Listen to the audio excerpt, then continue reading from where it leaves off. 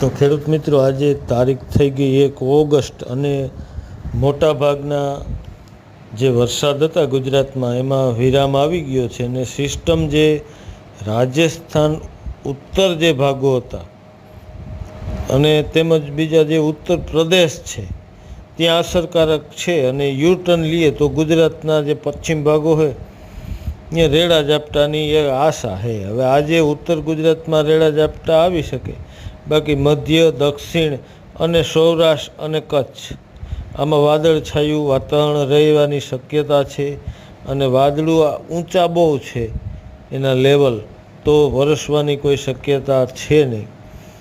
6 તારીખથી એક સિસ્ટમની રચના થઈ શકે જે દક્ષિણ ગુજરાતથી લઈ અને કેરળ સુધી એક જે ટ્રમ્પ લંબાઈ, અને એ સિસ્ટમ પણ નબળી બને એવું દેખાઈ રહ્યું છે.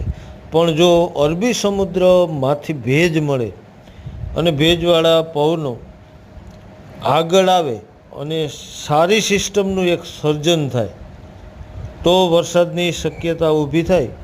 પવનનું જોર વધશે, પાછું કદાચ ફૂંકણું ચાલુ થાય, 25થી 35ની ઝડપે આવી શકે પવન.